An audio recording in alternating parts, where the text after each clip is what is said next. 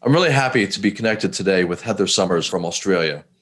She's talking today about naturopathic medicine, a healing philosophy that's based around preventing illness versus having to treat it after it's already manifested. We talk about taking the power back, take responsibility for your own health. There are so many ways to support the immune system. Maybe it's with energy medicine or Reiki or homeopathy or flower essence or cranial sacral therapy. But just get out there, see what resonates with you. I hope you enjoy the talk and click the like button.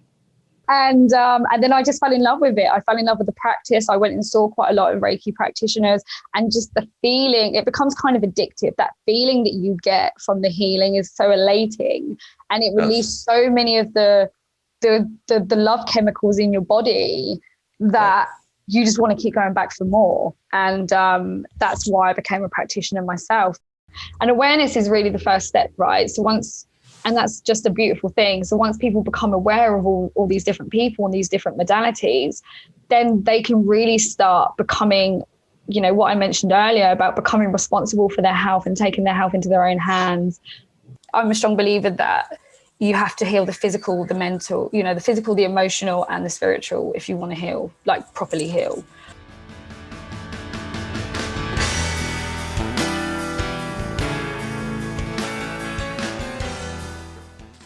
And where are you located again? So I'm in Brisbane. Brisbane? Yeah, Australia. Yeah. Australia. Okay. Mm-hmm. Okay. Yeah, and you are? Baltimore, Maryland. The East Coast of the U.S. You're a naturopath, is that right? So I'm a naturopath, but what I do is naturopathic medicine. Main difference between what we do and allopathic medicine is that we're about prevention, which is another one of our principles, is that prevention is better than cure. So we would start, if we saw in someone's blood analysis that they were heading towards that, then we would start treating that early on, where in allopathic medicine, they wait till someone's actually sick. So now, is that more typical in Australia? Is that like something that's more often done in Australia versus the States? Of course, in the United States, it's Western medicine. So you need to be sick, and after you're sick, you go to the doctor and they give you some sort of something to help with that symptom, not necessarily helping out with the root cause. Yeah. Is that the way it is generally in Australia, or is there a little different philosophy? Yeah, so Western medicine really does have a hold on all of the US, Australia, and the UK. It does have a hold on those places. But what I'm seeing is a growing trend is where there's so much chronic illness, people are stepping away from modern, Western medicine and searching alternatives because they're sick of being sick, basically. And so they're searching for things on their own. And that's why these modalities are now becoming so popular. And I suppose we're lucky in Australia because it is being more regulated and more widely accepted, which means that people that,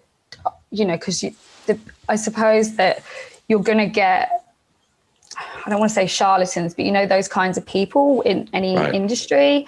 And this work really needs to be regulated so that it reduces that. So that's interesting. So the naturopathic principles are actually getting regulated, or is it like the supplements or the treatments? I mean, because so our supplements and herbal medicine is already regulated by the TGA. Oh wow, okay. So which is great because I think that's really important that we get good products, good standard of products, which we do. Right. So that's fantastic, and I'm really glad about that. We're not registered at the moment as naturopath. We do have associations that we have to be a part of, and you have to have your continued education points every year in order to be able to practice. So there is that as well. So it's like as a whole, in order for you to conduct business, you have to follow a certain set of rules, not the principles as such, but a certain set of like code of conduct, I suppose. It also, I think it also builds a level of trust with people. If they know that we are we're working from a certain standard, then people are more likely to come and see us, even if they've never been before, and trust us, because it's becoming more mainstream now. Yeah. Which is fantastic news. Definitely. Yeah. And you're actually correcting the source of the issue versus just brushing over a symptom, which I love that idea. That for me is one of the big ones, is getting to the root cause of issues and really looking at all the different aspects that we need in order to be healthy. We're not just, you can't just take a quick, it's not a quick fix, right? You don't just take a pill and you're healed, especially if you've got a chronic condition or an autoimmune disease, for example. And you really do have to, you have to understand that healing is a journey. And if you're going to truly heal yourself properly, the first thing you have to do is take responsibility for your health.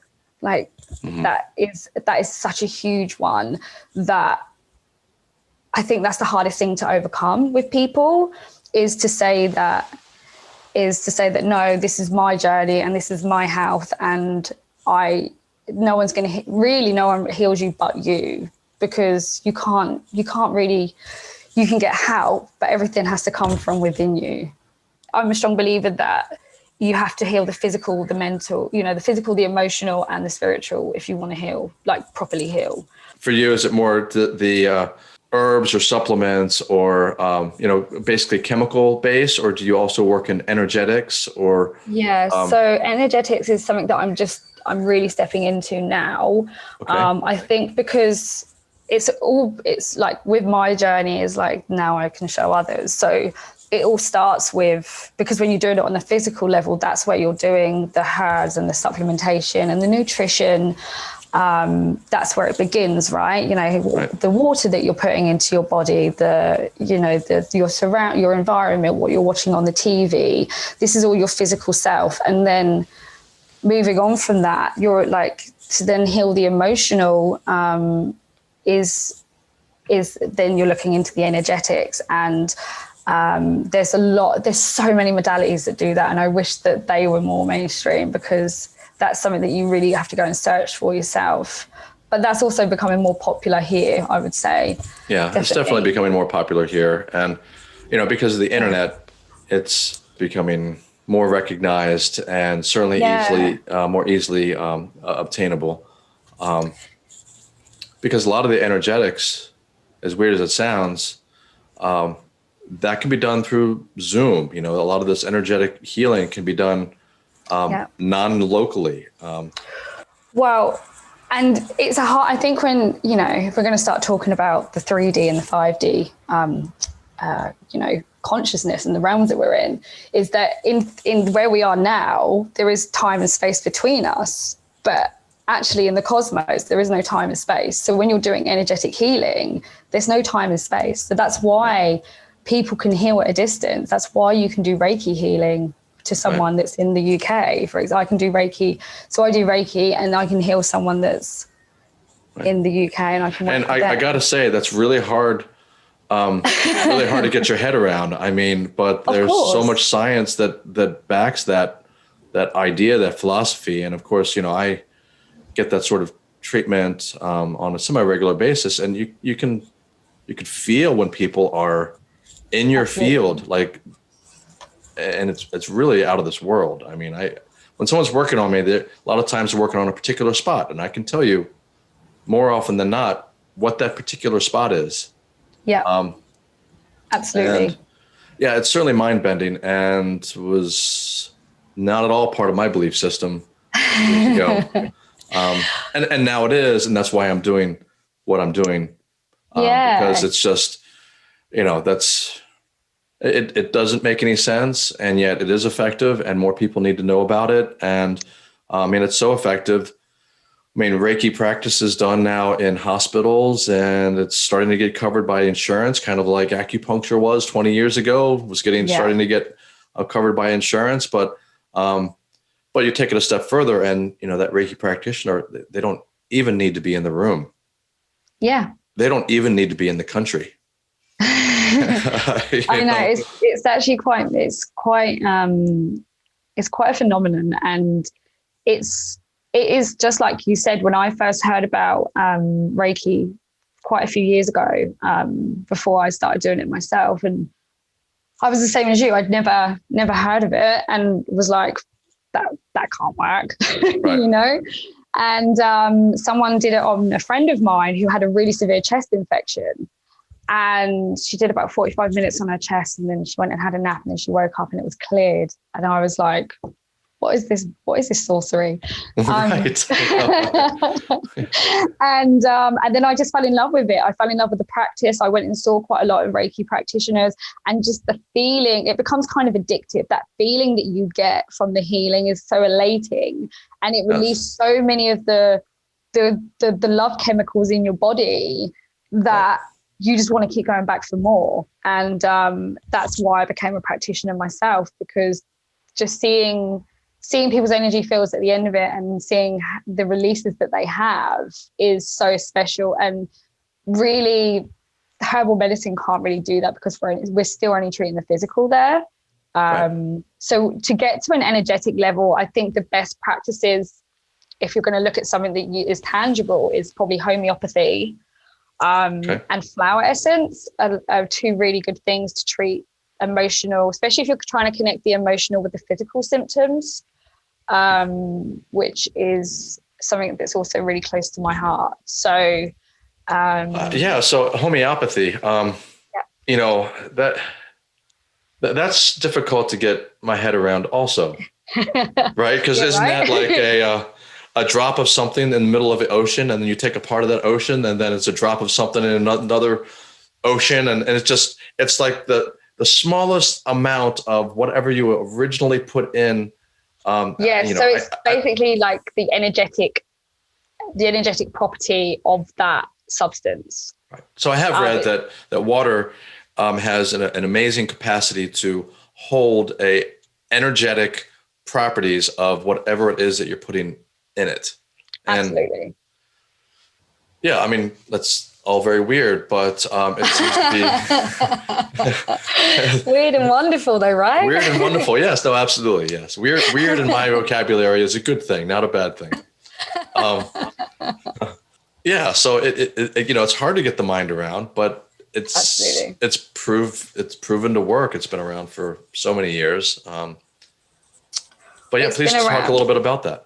Yeah, so it's something that I used. So I'll just mention a little bit about what I had.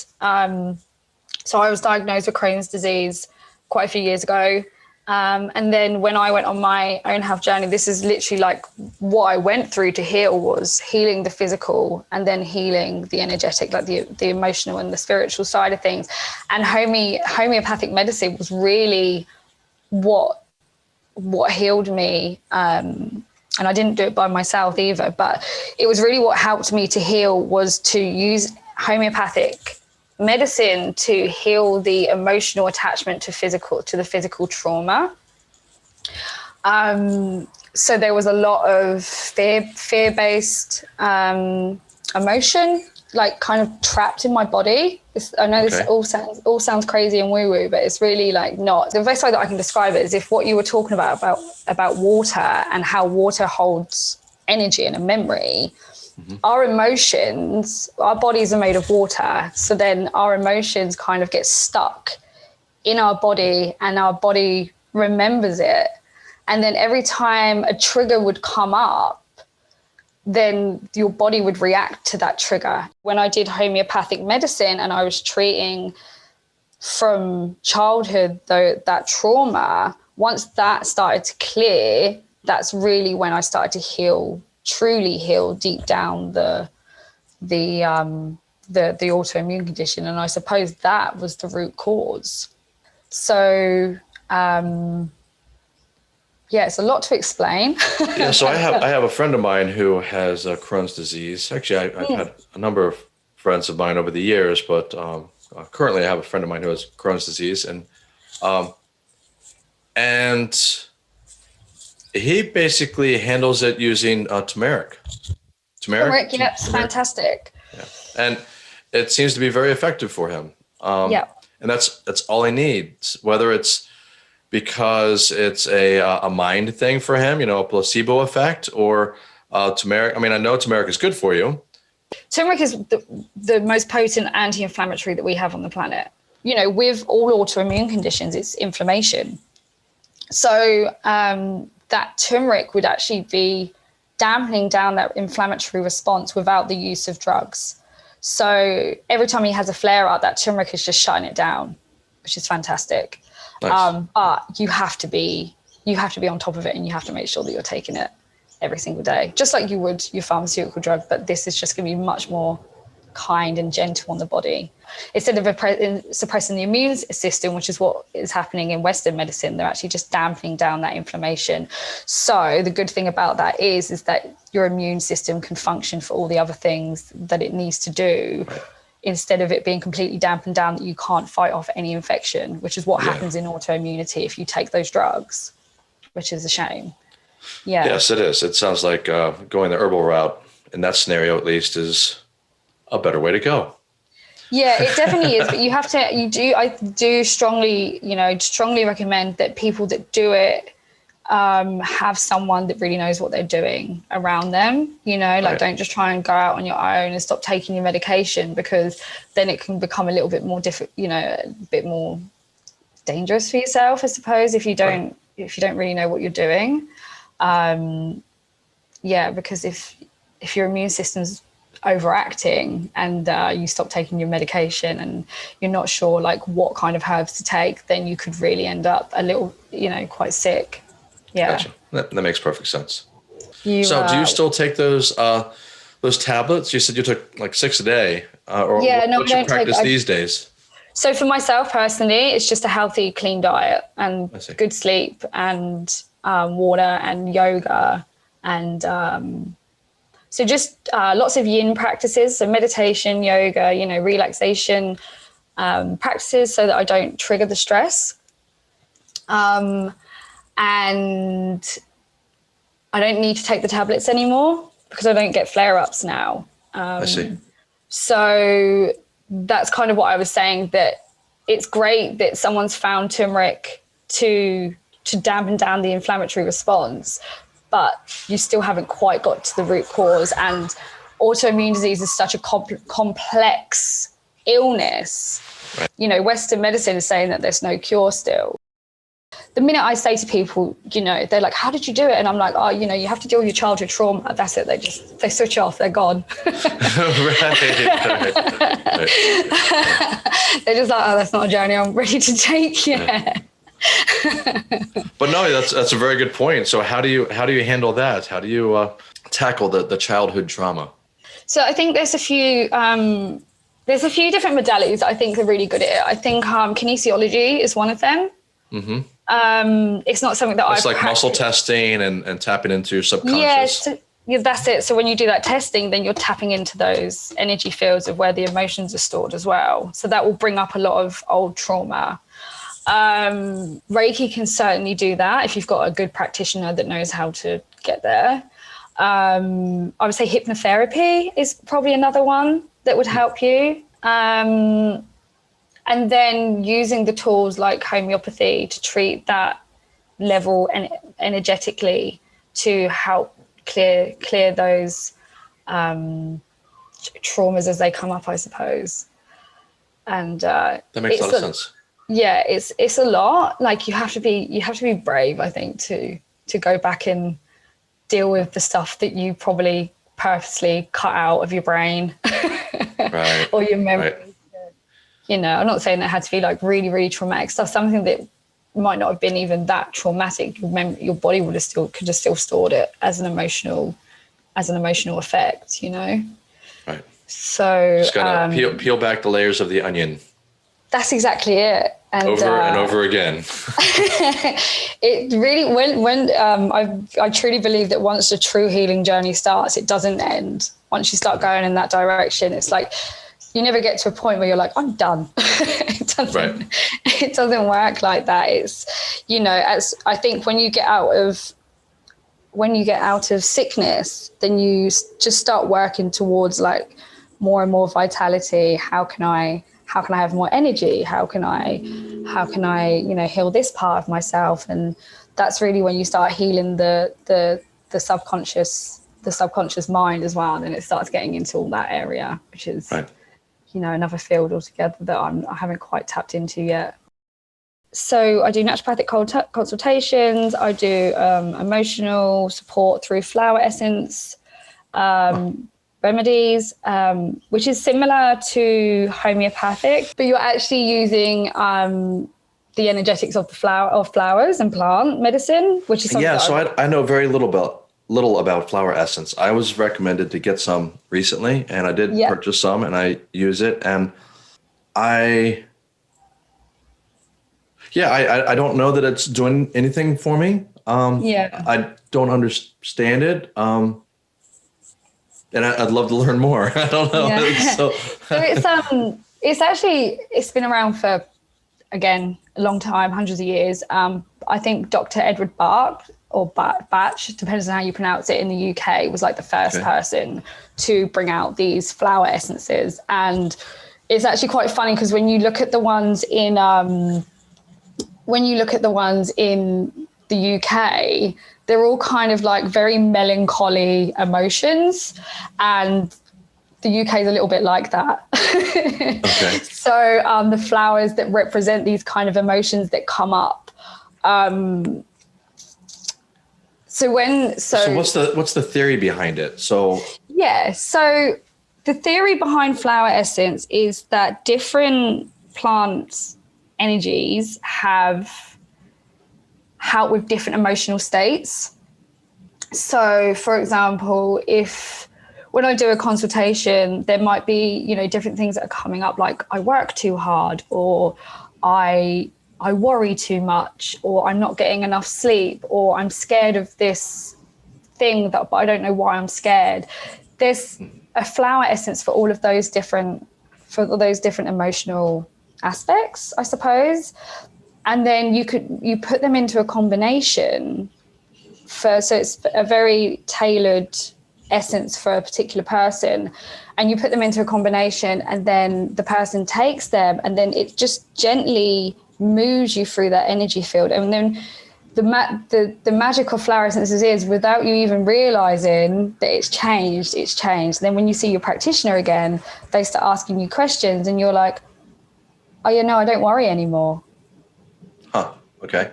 Yeah, so those small things, those small subtle changes will happen and you won't even realize. And it's only when you start talking about it, and I see it all the time with my clients, and then they start talking about it, and then they'll be like, then they'll be like, oh yeah, it must have been the flowers. And you say it's kind of works, the principle is kind of sort of like homeopathy? I would say that because it works on an energetic level, but it's really just for emotion, where homeopathy deals with physical ailments as well. I see. But yeah, it really does work on that energetic field of emotional, because, emotions are attached to a lot of our physical ailments. So flower essence, I find really amazing for working through that emotional aspect to what's happening. Or when people just can't really see, I suppose, how their emotions or how their mind is affecting their physical reality, I think that flower essence are really good for that, because, whatever is going on in here projects and becomes our reality, right? Yes.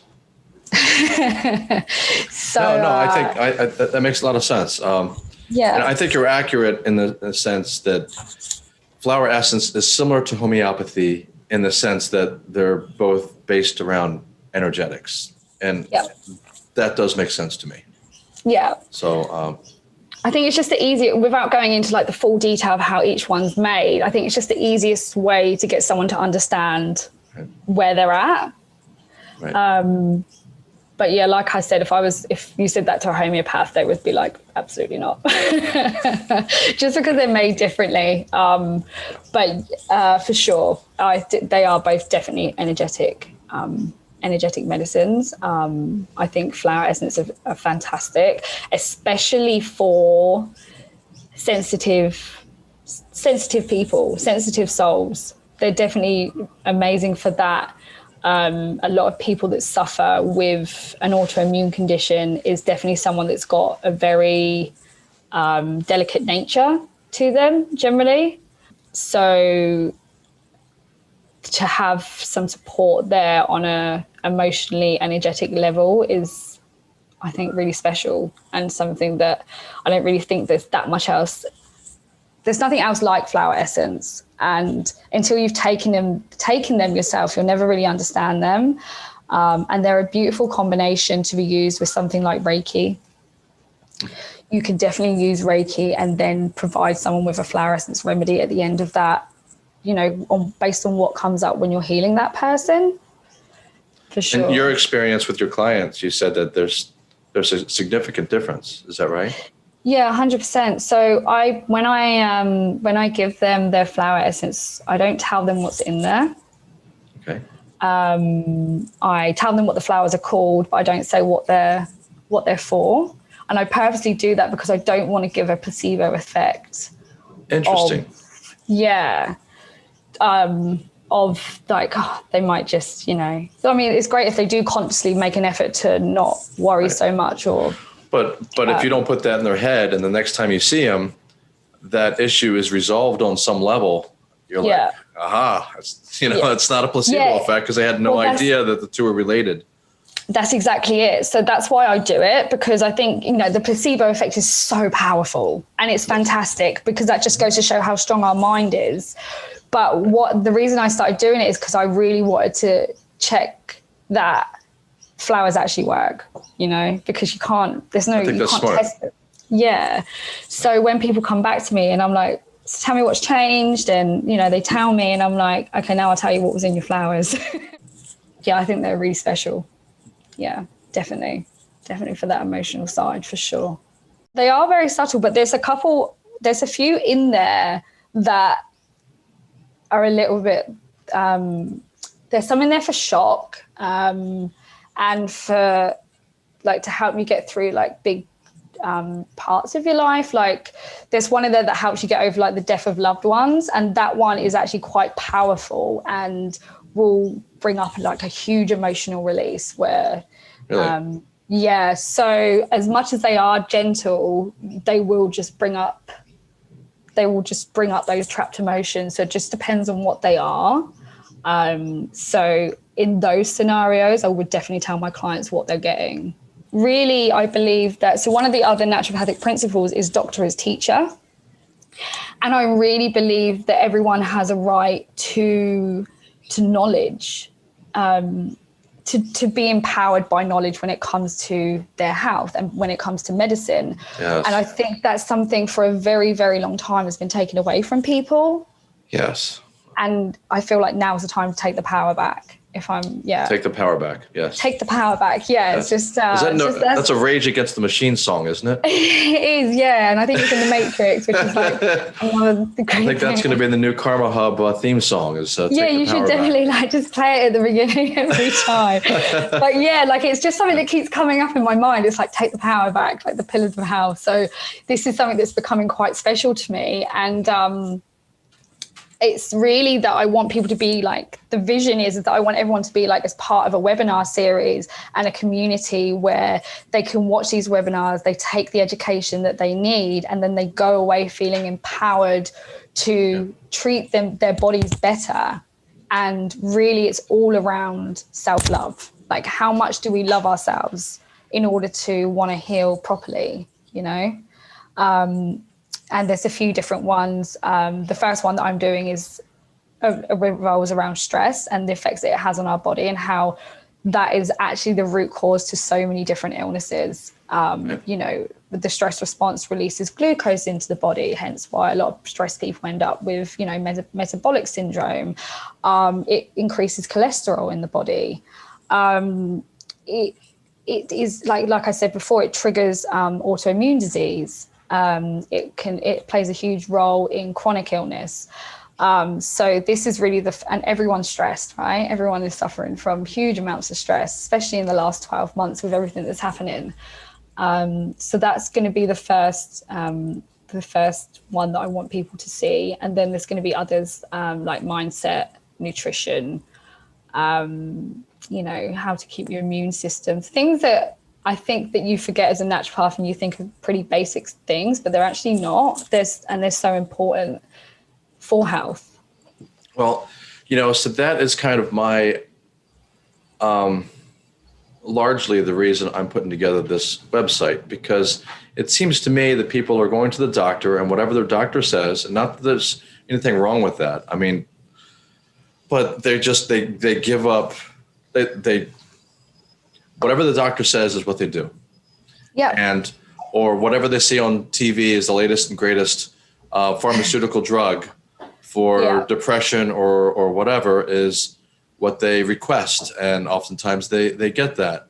And I am here just to help spread awareness of, you know, get a second opinion. And it doesn't have to be a doctor. It can be something completely different that might help out with the source of the problem.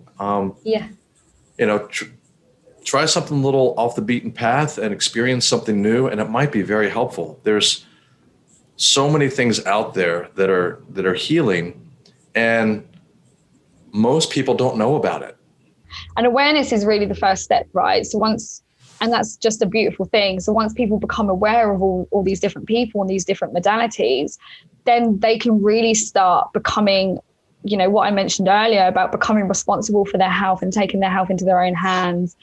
And there isn't a magic pill and there isn't a magic bullet, and that they have to take responsibility. And I think that's a huge one. It's really hard for some people to take responsibility for their health. It's sometimes easier to be a victim, to take responsibility for your health and then go, okay, this is how I'm going to control it, and this is how I'm going to go with my health now, and take the reins, I suppose, and go in that direction. And so what you're doing is actually fantastic, is to give people a hub, which is what, you know, KarmaHub is a hub of a central location where they can go, I can look at this person, I can look at this person, and also finding something that fits you, because we're all individual beings, and, you know, I'm not going to be the right practitioner for everyone. So that's fantastic that there's so many of us coming up now that are doing natural remedies and are doing energy work, so that you can find someone that fits you perfectly. Well, what I like about so many of these methods is that there's no harm in it. Like, if it doesn't work for you, then it doesn't work for you, but it's not going to have side effects. No. I mean, I can't think of when any of this stuff would have side effects. No. Maybe there's a rare occasion, but, you know, with most pharmaceutical drugs, there are typically side effects. And if you take the wrong stuff, that's, you know, it's not a good idea. No. But in this case, if you take the wrong flower essence, you know, is that going to do anything harmful to you? No, definitely not. It's I mean, and that's the case with, you know, a lot of this energetic, you know, a lot of these energetic modalities, you can't get it wrong. I mean, you can not fix the problem, but you're not going to hurt yourself by doing the wrong stuff. And in that sense, to me, at least, it seems safe. You can go out there and kind of, quote unquote, experiment, you know, and experiment safely. Yeah. And that's exactly it. And I would like highly recommend that people just try as many different modalities as they can afford, or they can, I mean, I know here in Australia now, a lot of them is covered under the health insurance, like that you can get acupuncture and things like that under your health insurance now, which is fantastic. I would really recommend like trying as many different modalities as possible, because like you said, it's not going to do you any harm to try. Right. You know, the only problem is sometimes people want instant gratification. I think that it's definitely a time where there's so much at our fingertips now that we have so many options when it comes to our health, that there's absolutely no reason why we shouldn't try something different.